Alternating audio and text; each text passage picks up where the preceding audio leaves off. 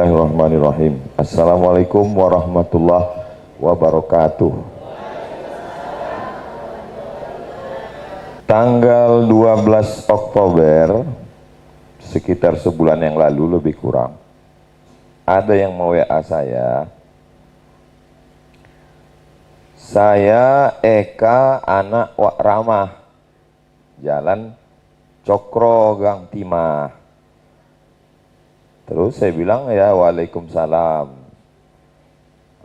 saya mau silaturahim, mau datang nanti bersama Bang Torke, Si Bangun, Nila, Sri, Eri, mau datang ke Pekanbaru, mau datang ke rumah. Saya bilang jauh kali dari Kisaran ke rumah. Nanti kebetulan anak Bang Idris tanggal 9 mau akad di Medan pagi. Jadi sorenya nanti saya akan ke Kisaran. Jadi sore aja kita jumpa. Itulah awal pertemuan ini. Nah, jadi saya mintalah Bang Ijek Hotma Harahap untuk koordinasi mengumpulkan berapa orang. Akhirnya setelah dikumpulkan, kumpullah kita petang ini. Ini kronologis cerita kita kumpul sore ini. Lalu kemudian kenapa Bang Donald yang ngasih kata sambutan? Kalau Tuan ke Kisaran jangan lupa silaturahmi. Kenapa Bang Donald yang ngasih kata sambutan? Karena dialah yang dulu melaga-laga kami. Nah, jadi semua ini pernah kena laga Bang Donald. Tanyalah siapa yang tak pernah kena laga. Adik saya Jamal mungkin di laganya juga dulu. Saya. Jadi kalau kami ini sekarang ini punya keberanian untuk melawan orang, meninju orang, itu karena mental tuh dari kecil dulu udah.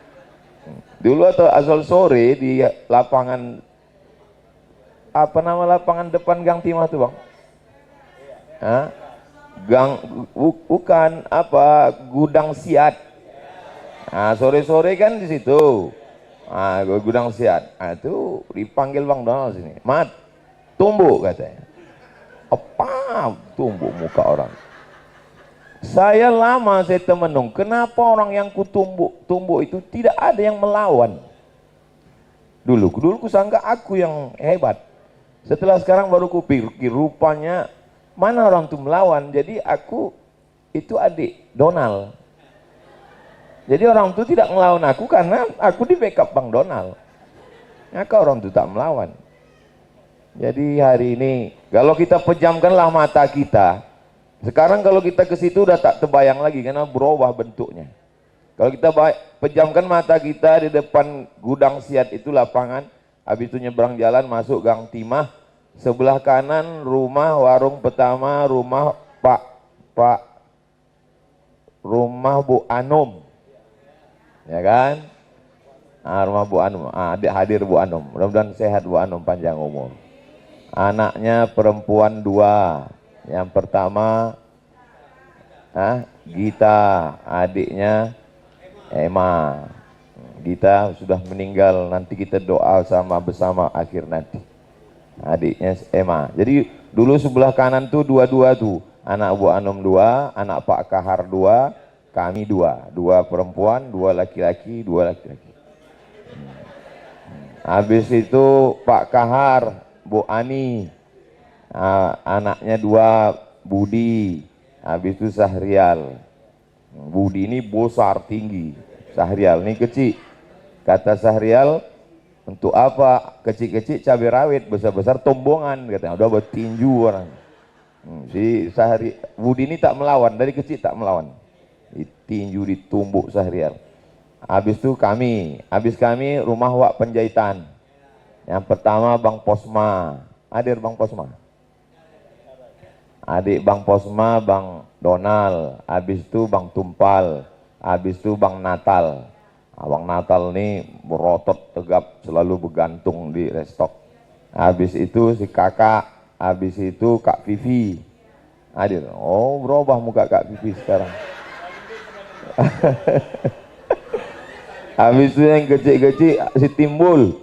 Nah, Timbul yang kecil-kecil itu udah. Habis rumah Wak Panjaitan, rumah Wak rumah Dapot. Hadir Dapot. Nah, Dapot. Nah, Dapot Wak Jagung. Nah, Kak, siapa nama kakak tuh? Kak Midah. Ah, Kak Midah. Habis itu baru Kak Bang Holil. Nah, Bang Holil. Si siapa? Bang. Iya, habis Bang Holil baru Pak Jul.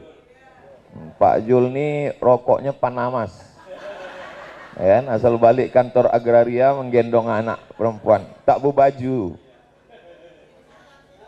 Habis rumah Pak Jul, Ucok Menek, Ucok Godang. Datang? Tak datang. Habis Ucok Menek, Ucok Godang, rumah Kak Wak Poka. Habis itu yang ujung Kak Ineng. Mana? Datang Kak Ineng. Nah, Kak Ineng. Kak Ineng ini pernah membawa aku lomba azan. Karena Kak Ineng dulu ngajar di sekolah, di dekat stasiun kereta api. Habis itu mutar baru rumah Wak Sulemi. Asal lewat Wak Sulemi ini menjunjung udang, meleleh air liur rawa. Makanya aku sekarang kadang kalau pas undangan kan disiapkan orang tuh makan udang. Terus dibilang, tanya orang, Ustaz nggak kolesterol, kata dia. Dalam hatiku dari kecil aku mau makan udang aja. Udahlah tua nih kalian larang pula. Yang udah meninggal Wak Sulemi. Habis rumah Wak Sulemi, rumah Wak Mariam. Yang pertama anaknya Kak Faridah. Habis itu Bang Udin. Udah meninggal Bang Udin. Habis Bang Udin, Otma. Otma inilah yang mengajak aku jual kacang. Beli kacangnya di warung Jalan Kartini Pak Bahren Batubara. Dibeli kacang itu dalam plastik. Nanti kita jual pas ada festival dangdut di halaman, bukan, lapangan hoki. Jadi kami bawalah kacang tuh ke tempat orang bercewek di bawah pokok-pokok sawit itu. Bawa kacang. Biasanya laki-laki tuh mau beli kacang itu. Beli ya, ditanyanya sama perempuan tuh, beli ya dek? Enggak katanya. Makanya saya sampai sekarang kalau ada orang berjualan, saya beli itu. Karena aku tidak menengok kacangnya itu, aku tengok aku yang sedang berjualan. Makanya tak pernah saya tanya istri saya, beli apa tidak? Tidak. Karena kalau dibilangnya tidak, kurasakan sakit hati tukang jual. Maka kalau beli, beli aja lah. Kalau tidak, jangan tanya-tanya istri. Nah, Hot Mali lah yang tukang ajak. Habis rumah Wak Mariam, itu banyak rumah petak. Tak ingat orangnya karena apa, kadang pindah, kadang. Habis itu iya rumah sewa. Habis itu rumah kayu Kak Losmen saudara kan? Kak Pepen. Masih ada Kak Pepen? Hah? Udah meninggal Kak Pepen? Habis Kak Pepen, Wak Anip suaminya Wak Mahyudin menjerat ayam hutan. Ya kan? Nah, nama anaknya perempuan Kak Mimah. Ya, baik kakak tuh, meninggal muda. Habis itu baru naik kerupuk. Bang Torkis ini selalu main di depan rumah kami. Ku tengoklah dia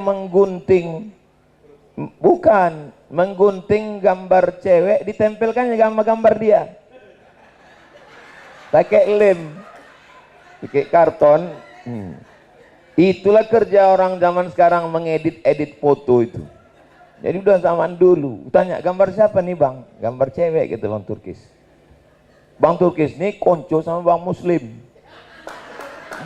Dua sama Bang Muslim dari dulu sampai sekarang. Berdua. Bayangkanlah sudah dari tahun 88 awak di situ. Nah, berdua. Meninggallah Bang Buyung. Habis itu tobatlah Bang Muslim. Setelah meninggal Bang Buyung, tobat, Bang Muslim pun datang mengaji ke rumah. Belajar ngaji sama saya. Saya kelas 4 SD. Mengaji Bang Muslim. Habis rumah naik kerupuk, baru rumah Etek. Anaknya Simai. Udah meninggal Simai. Kak Mita. Kak Lena. Kak Mita di Medan. Oh, habis itu baru kawan Pak Jul agraria. Orang agraria juga, pernah ke Silau. Ya, habis itu Paret. Baru rumah wartawan. Samping rumah wartawan, rumah Rama, goreng pisang. Ya, Pak Tarigan. Habis itu baru Rama, anaknya si Eri. Inilah yang meninggal si Eka. Habis itu di samping tuh Bang Rakiman. Anak-anak Bang Rakiman ini macam Jepang, macam Cina kan, sipit-sipit. Kakak meninggal, kakak sudah. Habis itu di samping baru rumah mak Bang Rakiman, lontong sayur. Ya, habis itu baru Bang Aum, tempat beli ayam masak putih. Ya, 350 perak sepotong waktu itu. Habis itu baru sampingnya rumah Pak. Belum, sebelum gang. Habis rumah Bang Aum ada rumah Pak Saragi. Habis Pak Saragi baru gang Gang Suasa. Habis Gang Suasa Bu Siahaan. Bu Siahaan tuh Guru Jamal. Bu Siahaan Guru Jamal. Habis rumah Bu Siahaan tuh dulu anaknya memelihara monyet. Pernah aku dikejar monyetnya itu. Habis rumah Bu Siahaan baru rumah, barulah rumah Pak Abbas. Aku ingat Pak Abbas nih karena Pak Abbas pengurus Musola Babur Rahmah. Jadi setiap Idul Adha dikasih kami daging sekilo. Itu maka sampai sekarang kalau Idul Adha di Kak Ani dia mana, karena ternyata sekilo itu sangat berarti, sangat berbagi, sangat ingat kita. Begitulah lingkungan kita yang saya renungkan, yang saya pikirkan. Kalau Bang Donald tadi cerita bersalaman dipeluk, karena kita di situ memang macam keluarga. Dan seingat saya, walaupun kami kecil anak SD kelas 4 saya di situ, kelas 3 kelas 4, tidak pernah saya dibully sama abang-abang yang Bang Torkis tak pernah membuli saya, Bang Muslim tak pernah, Bang Donald, Bang Posma, Bang Tumpal tak pernah. Makanya sekarang saya mendengar berita ada orang yang membuli, mengejek, membunuh. Kok berubah sifat manusia ini? Kok manusia ini jadi jahat? Orang sepupu adik-beradik bisa membuli, bisa memukul. Saya dibuli tidak pernah, dipukul tak pernah. Padahal saya tak punya abang, tak ada yang membela saya. Tapi kita di situ tinggal macam keluarga. Jadi kalau petang nih kita bisa berkumpul, itu karena masa lalu dulu kita hubungan kita baik. Itulah yang membuat kita bisa berkumpul petang nih. Saya tak ada mau cerita apa-apa, saya hanya mau menyampaikan bahwa ya kita bisa kumpul. Sangat mohon maaf tak ada bisa ngasih apa-apa, hanya sekedar kita datang ngobrol, makan bersama, habis itu berfoto. Soto bukan sembarang soto, soto dimakan di tengah laut, foto bukan sembarang foto, habis foto cepat diupload. Agaknya itu aja yang bisa disampaikan. Terima kasih. Balikkan ke moderator, kalau ada yang mau ditanya, agak 3 pertanyaan kita jawab, habis itu kita baca doa, habis itu kita makan sama-sama. Nasinya belum, udah dibagi. Nanti kita makan sama-sama. Habis itu baru kita foto. Atau kita foto dulu. Foto boleh. Ya. Tapi ada pertanyaan dulu. Kita tanya, habis itu baca doa, habis itu kita foto per nomornya. Nanti dipanggil per keluarga, habis itu baru kita makan. Terserah habis foto mau pulang juga boleh, kalau mau makan sini juga boleh. Terima kasih, mohon maaf sebesar-besar atas segala kesilapan-kehilapan. Assalamualaikum warahmatullahi wabarakatuh. Waalaikumsalam warahmatullahi wabarakatuh. Baik, Bapak Ibu, ada yang mau bertanya? Ada yang mau bertanya? Assalamualaikum warahmatullahi wabarakatuh. Waalaikumsalam warahmatullahi wabarakatuh. Terima kasih telah diberi kesempatan Pak Ustadz. Kebetulan dulu waktu saya kecil juga pernah diajari ngaji sama almarhum Ibu Pak Ustadz dan Pak Ustadz juga. Alhamdulillah. Tapi kalau Pak Ustadz yang ngajarin kami takut. Karena kalau Pak Ustadz ngajari dulu tanpa melihat Al-Quran, salah, langsung Pak Ustadz marah gitu kan. Tapi saya tinggalnya di Gang Suasa. Abang saya dulu almarhum Darmawan yang meninggal, iya tentara yang ditembak di Aceh. Ayah Mawan, adik Pak Kahar. Wak Kahar, iya. Wak saya, Papa almarhum Pak Sofyan. Iya. Ini mungkin yang saya tanyakan juga, saya ingin bertanya melalui orang lain ya Pak Ustadz. Kalau seandainya kita ada mengangkat anak Pak Ustadz, Ya. kemudian anak itu dari bayi kita ambil, Ya. kemudian sudah dewasa, kita urus dengan cinta kasih ya Pak Ustadz. Ya. Kemudian anak itu sudah dewasa mulai memberontak, mungkin selekat-lekatnya kita sayang, mungkin darah itu lebih kental ya Pak Ustadz, walaupun kita tidak tahu asal usul keluarga anak ini gitu. Ya.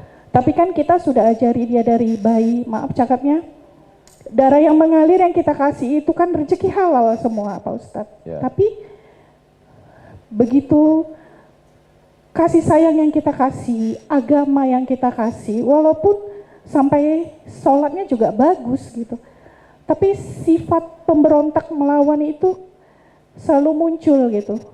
Kadang anak ini kadang ada timbul di hati gitu, bertengkar, langsung dia bilang, pulangkan aja aku ke panti asuhan. Nah, itu aja selalu dibilang, pulangkan aku ke panti asuhan. Ya. Jadi ibunya ini selalu berharap, sudahlah kalau memang seperti itu. Tapi kadang ada Berapa umurnya? sekarang ini sudah mau 18 tahun Pak Ustadz. 18 tahun udah besar. Kalau dia mau minta balik, balikkan aja. Nah, itu yang mau jadi pertanyaan Pak Ustadz. Apakah kadang seorang ibu ini mengatakan gini, apakah ini tanggung jawab saya, nanti kalau saya lepas, gimana pertanggungjawaban saya sama Allah? Karena dia kan saya ambil gitu. Yang ketakutan itu hanya ketakutan gimana nanti Allah marah sama saya selaku ibu. Tanggung jawab saya gimana nanti kalau saya lepas anak ini? Apakah nanti sampai anak itu pertanggungjawaban orang tua angkatnya Pak Ustadz? Bagaimana kalau seandainya anak itu kita lepas, kita tidak bertanggung jawab, apa memang dosa kita melepaskan itu Pak Ustadz? Apakah itu tanggung jawab kita? Gitu? Hukum adopsi dalam Islam boleh, tapi ada ketentuan dan syarat berlaku. Pertama, tidak boleh pakai bin bapak adopsi, mesti pakai bin binti bapak kandung. Iya. Karena nanti kalau bin binti nanti rusak nasabnya, kita menipu bohong di akte, di KTP, di paspor bapak kandung. Kalau tak tahu nama bapak kandungnya bin Abdillah, hamba Allah. Lalu kemudian dia tidak mahram, maka jaga hukum-hukum mahram tentang aurat dan lain-lain. Kemudian dia tidak dapat harta warisan. Maka supaya kalau misalnya saya tak ada anak, saya meninggal, harta warisan saya dibagi ke adik saya, bukan ke anak angkat. Jadi kalau mau tidak bermasalah, berkonflik, untuk anak angkat itu kita tuliskan wasiat atau hibah. Itu ada tanah ku hibahkan ke kau. Nanti kalau aku meninggal, harta warisanku untuk keluargaku. Jadi kalau tiga itu kita lakukan, hukum adopsi baik karena membantu menolong orang. Nah, orang yang kita tolong itu kalau dia anak kecil, dia orang sakit kurang akal atau dia gila, mohon maaf, maka dia kita urus terus sampai mati karena dia tidak punya pilihan. Ada tiga orang yang tak punya pilihan, anak kecil, orang kurang akal, anis sobi hatai hatalim, anak kecil sampai akil balik, anil majnun hatta yafik, orang gila sampai sembuh, anil naim hatta yastazkis, orang tidur sampai bangun. Karena orang tiga ini tak ada akalnya. Adapun orang yang udah 18 tahun berakal, maka dia memilih hidup ini antara mau baik atau tak baik, antara berakhlakul karimah, bersopan santun, berbakti atau tidak. Jadi umur anak 18 tahun itu sudah berakal. Nah, dia menentukan pilihan. Kau kalau baik, ku jaga, ku sekolahkan. Tapi kalau kau tak baik, aku tak sanggup. Jangankan anak kandung kita pun kita tak sanggup. Nah, jadi kita kasih dia pilihan. Kau kalau baik, kau sama aku. Ku sekolahkan, ku nikahkan, ku urus. Tapi kalau kau tak baik, aku tak sanggup. Aku juga banyak uruskan lagi. Mengurus suamiku, ngurus keluargaku. Nah, dia kasih pilihan. Kalau tidak, ya kita lepaskan. Untuk apa kita membebani yang kita tak mampu? Terus bagaimana tanggung jawab kita di hadapan Tuhan? Ya, Tuhan tidak membebani kita lebih dari kemampuan kita. La yukallifullahu nafsan illa wus'aha. Allah tidak membebani kita lebih dari kesanggupan kita. Pikirkan baik-baik, tanya baik-baik, mau dia, jaga dia. Tak mau dia, balikkan. Demikian. Wallahu a'lam bishawab. Terima kasih Pak Ustadz. Ya. Assalamualaikum warahmatullahi Waalaikumsalam. wabarakatuh. Rahmatullahi wabarakatuh.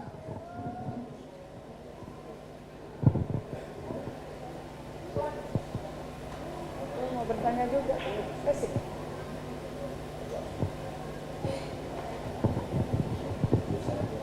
Ya. Assalamualaikum warahmatullahi wabarakatuh. Waalaikumsalam warahmatullahi Terima wabarakatuh. kasih kami ucapkan kepada Ibu Panitia telah berikan saya kesempatan untuk menanyakan kepada Pak Ustadz. Saya ini Pak dulu tinggalnya di Gang Swasta.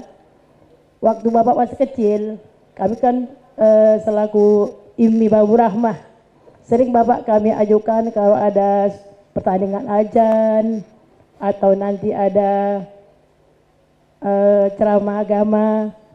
Nah, itu dari IMI Babu Rahmah dan Bapak sering menang. Saya di Babur Rahmah itu azan. Iya, azan. Dan kalau remaja masjid buat maulid Nabi di halaman Gang Siat, Iya. saya baca Quran. Iya. Dulu pernah ada maulid di Babur Rahmah, penceramahnya anak kecil. Iya. Pulang ke rumah saya bilang sama mak, hebat kali tadi anak itu ceramah. Kata mak, aku tak suka kau ceramah. Maka saya tak pernah menang lomba ceramah.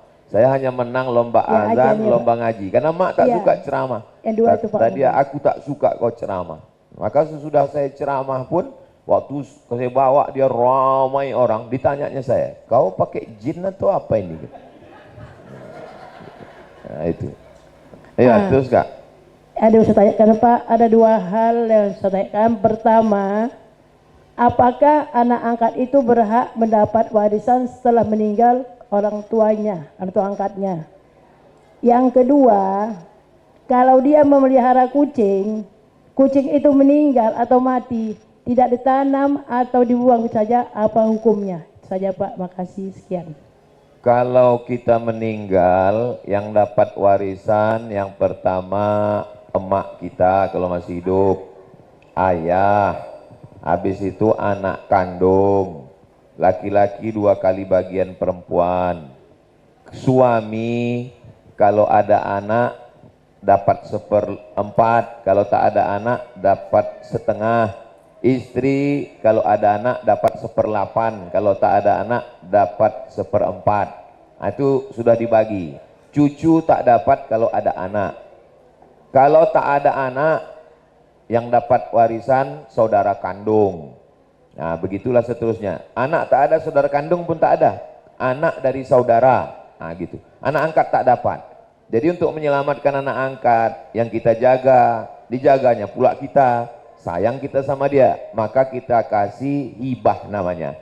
Beda hibah sama wasiat. Kalau hibah, ku kasih itu ruko sama kau, langsung pindah surat tanah. Langsung pindah surat. Itu namanya hibah. Tapi kalau wasiat, ku kasih ruko itu sama kau, itu tak pindah, nunggu kita mati baru pindah. Makanya jangan wasiat, karena nanti berkelahi setelah meninggal ini. Ada yang minta saksi, ada yang minta itu. Berkelahi antara anak angkat sama keluarga, sama saudara kandung, berebut warisan. Maka sebaiknya hibah saja. Kasih dia hibah, langsung urus ke BPN, Badan Pertanahan Nasional, ada surat, meninggal tak ada masalah. Ini tentang anak angkat. Tentang binatang yang mati, binatang yang mati dikuburkan di dalam tanah supaya badannya, tulangnya, kukunya, bulunya, darahnya, dagingnya diambil oleh tanah. Tadi sebelum kesini saya menonton video orang ateis, tak percaya sama Tuhan. Lalu dia ditanya, kau kan tak percaya sama Tuhan? Ya. Kalau kau mati, kau mau dibakar atau dikubur? Kata dia, aku mau dikubur. Kenapa? Karena kalau aku dikubur, aku masuk ke tanah, aku nanti dimakan pokok kayu. Badan-badanku ini nanti dilebur habis. Aku selama ini kan makan sayur. Nah, sayur itu nanti makan aku. Jadi manusia ini makan ayam, makan daging, dan dia nanti mati dimakan cacing. Nah, jadi binatang-binatang termasuk kalau kita misalnya mencukur rambut anak habis lahirkan ditebus. Cara menebus anak 3, undang jiran tetangga, akikah. Habis itu potong rambut, habis itu kasih nama. Nah, itu rambutnya itu setelah dicukur, ditimbang, sedekah. Nah, rambutnya itu kemana dibuang? Dikubur. Yang dari tanah nih balik ke tanah, maka masuk lagi ke tanah. Nah, secara kebersihan ya bagus, karena kalau dibuang saja dilarikan ini bau bangkai, tukang sampah pun kasihan kita. Nah, maka kalau kita punya binatang ternak, burung, kucing, anjing mati, lalu kemudian busuk, maka kita gali tanah, kita kubur, itu supaya balik kepada tanah. Begitu sebaiknya. Demikian. Terakhir, ketiga. Iya, satu lagi. Udah, itu tadi. Sisanya nanti bisa melalui WhatsApp. Iya, oke. Silakan. Nanti dijawab, diupload di channel Ustadz Abdul Somad Official. Jangan lupa subscribe, like, share, and comment. Iya, apa namanya? Assalamualaikum warahmatullahi wabarakatuh. Waalaikumsalam warahmatullahi. Nama saya Luvita Alverina, saya dari bagian dari Marina Hotel. Sebelumnya saya sangat berterima kasih untuk kesempatan ini telah memilih Marina Hotel untuk menjadikan acara Bapak. Aku terkejut juga tadi, ku ingat di Gang Timah nggak ada orang macam ini.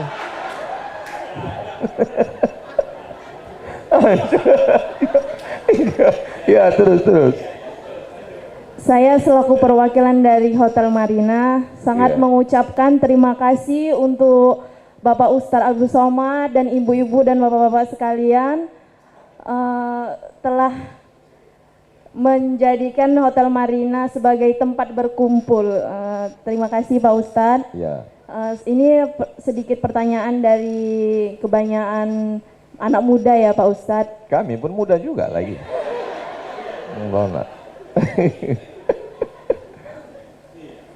Jadi Pak Ustadz sedikit bercerita. Ya. Ini banyak dari teman-teman saya yang seumuran dengan saya itu sering berseteru dengan orang tua Pak Ustadz. Ya.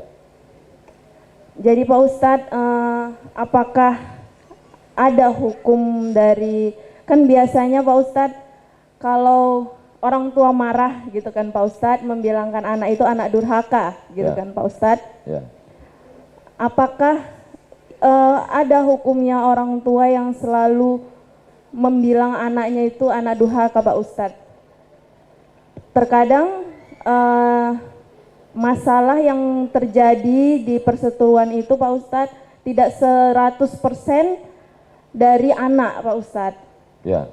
Jadi apakah kesalahan yang dibuat, yang menjadi masalah itu adalah 100% kesalahan anak? Kenapa selalu anak yang di-judge anak durhaka Pak Ustadz? Ya.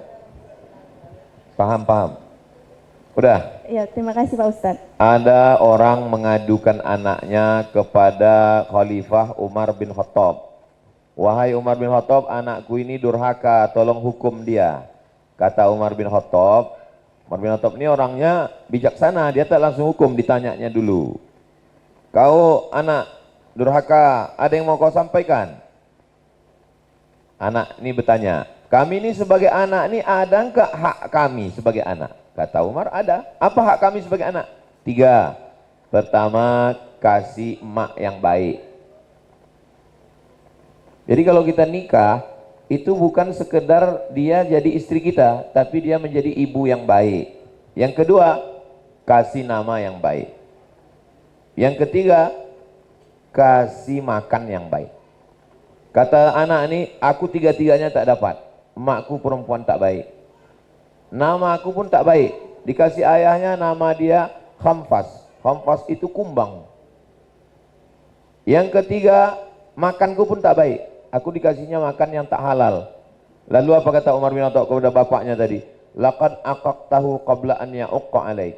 Kau lebih dulu durhaka kepada anakmu sebelum anakmu durhaka kepadamu. Jadi ada juga bapak durhaka. Bukan cuma anak durhaka, cuman anak-anak ini kan nggak tahu. Makanya seringkali kalau bapak-bapak tuh ngamuk, emak-emak ngamuk, dasar kau anak durhaka, karena dia tak tahu cerita tuh. Kalau tahu dibalikkannya, kau ayah durhaka juga kata dia. Nah maka, oke lah, kalau kita punya ayah mak tak baik, itu udah masa lalu. Tak usahlah kita ungkit-ungkit lagi. Karena bagaimanapun Tuhan sudah memilihkan dia untuk jadi ayah kita.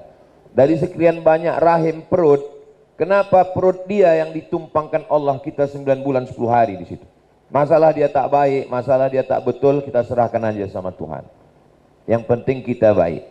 Saya serumah dengan emak ini 11 tahun.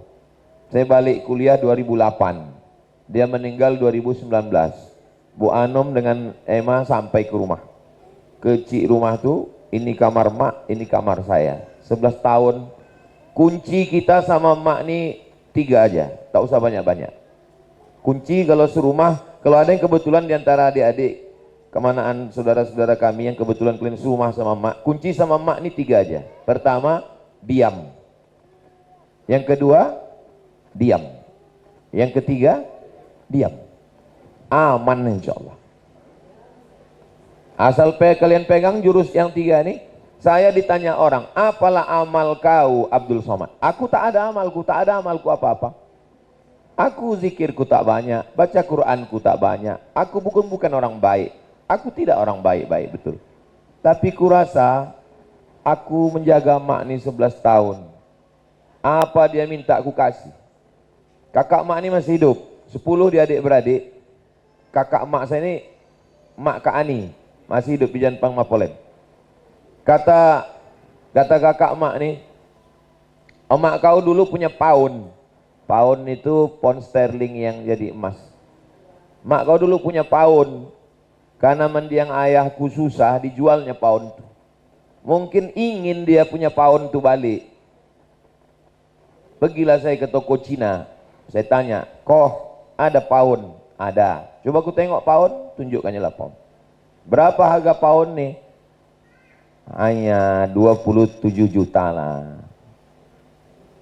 Dia nyebut harga pound tuh awak yang sesak napas. Mak 27 juta. Kucarikan duit tuh, kucarikan. Namun membilang tidak. Carikan. Itulah cuman adanya duitku. Ku kasihkan. Ku belikan, ku pasangkan ke lehernya. Setiap aku pergi kemana-mana asal dikasih orang batu cincin, ku ikatkan emas. Sebelum ke tangan saya, ke tangan dia duluan. Asal tengoknya. Termasuk yang sedang saya pakai sekarang nih, ini yang pernah dipakainya, lalu emasnya saya buka, lalu saya ganti perak. Nah, ini yang pernah dia pakai. Jadi dengan memakai yang pernah dia pakai, terobati juga rindu sama orang tua. Dia ke Silau balik ke kampung, Bang Donald sampai waktu mak meninggal, melayat mak. Dia 6 bulan sekali ke Silau, menumpang di rumah abang-abang dia. Kata dia, membuat rumah di Silau itu murahnya, kata dia. 50 juta udah terpacak rumah di situ, kata dia. Saya bilang, buatlah mak. Ada duitku. Saya tengok tabungan saya cuma 50 itulah cuma. Buatlah mak. Dibelikannya ke tanah, dibelikannya ke semen, dibelikannya ke pasir, tong-tang, selesai total semua, rupanya 250. Jadi, namun membilang tidak, tak pernah saya bilang tidak. Makanya kalau ada orang mengadu ke saya, emakku ini begitu, emakku ini begini, emakku ini, kutanya, apa yang udah kau kasih ke emak kau? Pernah kau belikan dia rantai? Pernah kau belikan dia gelang? Pernah kau belikan dia cincin? Aku entah apa-apa aku kasih, tak pernah aku lawan dia, aku bilang. Akhirnya tegak rumah. Apa kata orang? Untuk apa membuat rumah di kampung, mau bazir? Cakap manusia nih. Sekarang rumah itu jadi sekretariat kantor wakaf Hajah Rohana untuk membagi anak fakir miskin 1 paket beras 10 kilo, minyak, gula. Dari sejak dia meninggal sampai sekarang tak putus 300 paket untuk di kampung dia anak-anak fakir miskin. Artinya apa? Saya pergi ke Malaysia, dibawa orang tua naik ke atas gedung. Saya tengok orang Cina yang udah tua-tua, yang udah tak berambut lagi disuap anaknya. Kenapa orang Cina ini suka betul, sayang betul sama orang tua? Rupanya mereka memahami, menyayangi orang tua ini hoki memancing rezeki. Jadi mereka percaya itu bahwa kalau kita sayang sama orang tua, maka murah rezeki kita. Nah, jadi yang masih punya orang tua, jagalah. Kunci menjaga orang tua ini macam Quran lapuk. Orang tua ini macam Quran lapuk. Cemana Quran lapuk? Mau dibaca tak terbaca, mau dibuang berdosa. Quran lapuk, cemana mau membaca udah digigit rayap. Mau dibaca tak terbaca, mau dibuang berdosa. Jadi macam mana lah? Jaga-jaga aja lah, lama-lama hilang sendiri dia. Jadi kalau kebetulan adik-adik saya, keponakan-keponakan saya, ada kalian punya orang tua, jagalah. Nanti kalau dia udah tak ada, cincinnya pun dipakai, jadilah, puaslah rindu kita.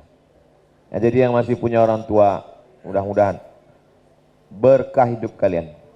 Berkah hidup kalian kalau kalian bahagiakan orang. Tak usah lawan, apapun cakap dia, diam aja. Saya ulang sekali lagi, kunci sama orang tua ini 3. Diam, diam, diam. Habis. Sedangkan begitu pun kita buat, menyesal juga kita. Sedangkan begitu pun kita buat, sesudah dia meninggal, menyesal. Saya sampai sekarang, kalau saya pergi ke Brunei, pergi saya ke Malaysia, pergi saya umroh, kok hiduplah mak ini lagi. Termasuklah sekolah ini, nanti malam acara di sekolah mak Jalan William Iskandar. Kalau saya ke situ menengok sekolah 4 lantai, gedungnya, asramanya, kok hiduplah mak ini dulu. Kok hiduplah dia. Sedangkan begitu pun awak buat, menyesal juga. Dulu aku bilang sama mak, aku tak banyak-banyak mak. Bisa aku buat rumah kecil, di depan nih ada TK, di samping ini ada musola. Aku cuma mau 3 aja. Ada rumah kecil, di depannya ada TK. Kenapa TK? Biar supaya kalau aku pergi, mak pagi tak sunyi kali. Banyak anak-anak TK. Kenapa musola? Karena mak ini di mana-mana dia guru mengaji. Aku mau mak nanti kalau udah tua ngajar ngaji. Sekarang kalau abang-abang bapak tengok Ma'had Az-Zahra di Pekanbaru, santrinya sekarang 590 orang. Itu karena doa dia, karena niat baik. Jadi yang punya orang tua jaga, yang sudah tak ada, itulah maka kita petang ini mendoakan orang tua kita semua. Mudah-mudahan kita dapat berkahnya insya Allah. Agaknya itu saja, kita lanjutkan doa. Habis doa nanti kita foto menurut nomor urutan masing-masing. Setelah itu baru kita makan. Yang ada keperluan boleh izin, yang tetap makan bersama, kita makan bersama. A'udzubillahiminasyaitonirrajim. Bismillahirrahmanirrahim. Alhamdulillahirabbil alamin. Wassalatu wassalamu ala asyrafil anbiya wal mursalin wa ala alihi wa sahbihi ajma'in. Allahumma ighfir lahum warhamhum, orang-orang tua kami, ayah kami, emak kami yang sudah mendahului kami, kawan kami, sahabat kami, jadikanlah